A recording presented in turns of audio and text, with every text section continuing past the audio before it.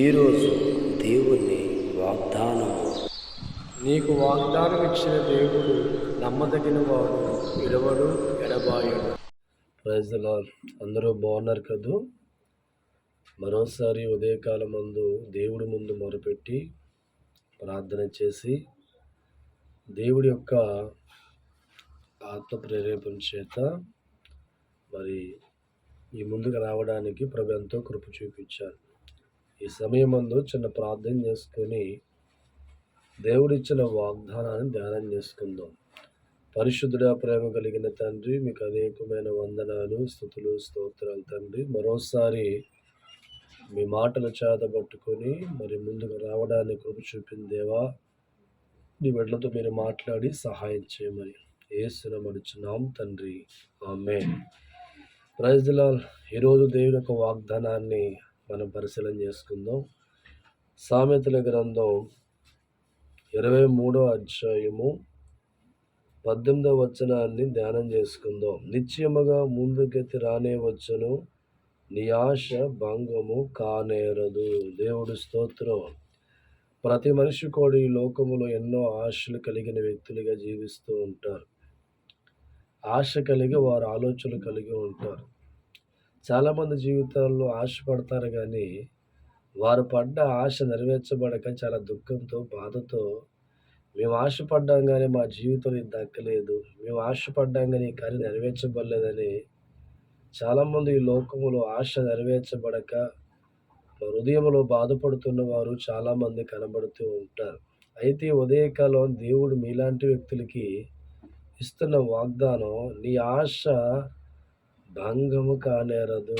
దేవుడు స్తోత్రం. దేవుడు అంటున్నాడు, ఏ ఆశ అయితే ఈ సంవత్సరం పడ్డావో, ఏ ఆశతో ఈ సంవత్సరం అడుగుపెట్టి ఉన్నావో, ఏ ఆశను బట్టి ముందుకెళ్తున్నావో, నీ ఆశ నెరవేర్చబడకుండా ఉండదు. కానీ దేవుని బట్టి, దేవుడి సన్నిధిని బట్టి, దేవుని నామానుకున్న గొప్పతనం బట్టి ఈ సంవత్సరం ఆశపడ్డ ప్రతి కార్యాన్ని కూడా దేవుడు నెరవేరుస్తాను అనే వాగ్దానం చేత ఈ ఉదయకాలం దేవుడు మనతో మాట్లాడు. నా ప్రేమైన దావజనమా, ఇంతవరకు ఆశపడ్డ ఏ కార్యం కూడా జరగకపోవడం వల్ల ఒకవేళ నువ్వు బాధపడే వ్యక్తిగా ఉన్నట్లయితే ఈ ఉదయకాలం దేవుడు నీతో మాట్లాడుతున్న మాట, నిత్యముగా ముందుకి రానే వచ్చును, నీ ఆశ భంగము కానేరదు.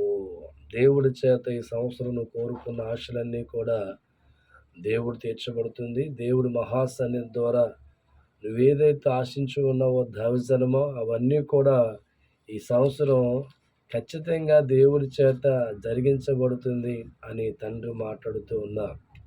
గత సంవత్సరంలో, గత కాలంలో ఆశపడ్డావు, కానీ జీవితంలో అనుకున్న ఆశ నెరవేర్చబడక దుఃఖంతో ఉన్న వ్యక్తివైతే ఈ సంవత్సరం దేవుడు నువ్వు ఏదైతే ఆశపడుతున్నావో నిత్యముగా ఈ ముందుకి రానే వస్తుంది, నీ ఆశ భంగము కానేరదు అని దేవుడు మాట్లాడుతున్నాడు. దేవుడు స్తోత్రం. కాబట్టి దేవుడి వాక్యాన్ని బట్టి మనం ధ్యానం చేసుకున్నట్లయితే ప్రతి మనిషి ఆశ ఈ సంవత్సరం దేవుడు తీర్చబోతున్నా.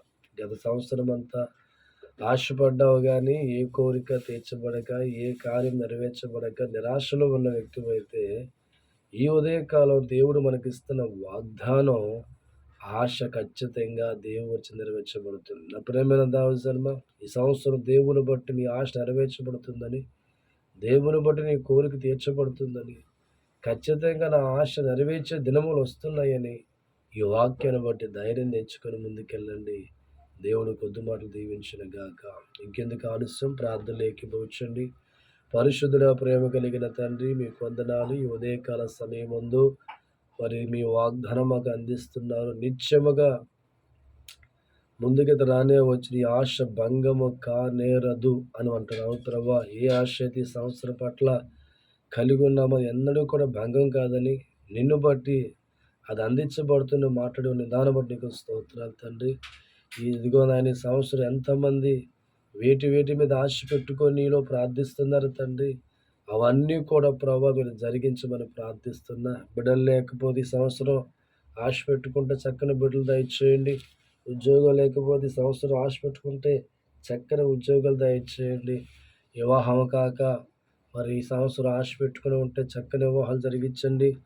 ఇదిగోనైనా వ్యాపారంలో, మోటార్ ఫీల్డ్‌లో, వ్యవసాయం పట్ల ఒక ఆశతో ముందుకెళ్ళినట్లయితే వాటిలో కూడా సహాయం దయచేయండి. ఇదిగో నాయనా రోగాలతో పడి ఉన్న వారి సంవత్సరం నేను బాగుంటాను ఆశ కలిగి ఉన్నట్లుగా వారి కార్యములు జరిగించండి తండ్రి. ఈరోజు ప్రతి ఒక్కరి అవసరం తీర్చండి. ప్రతి ఒక్కరి కోరిక తీర్చండి. మరి వ్యాపారంలో, ఉద్యోగంలో, మరి వ్యవసాయంలో, పాడిలో, పంటలో ఏ ఆశ అయితే ఈ సంవత్సరం పెట్టుకున్నారో తండ్రి, ఆ ఆశత నెరవేర్చమని సహాయం చేయమని యేసుక్రీస్తుని అడుగుచున్నాం తండ్రి. ప్రజల దేవుడు మిమ్మల్ని మీ కుటుంబాన్ని సదాకాలం దీవించును గాక.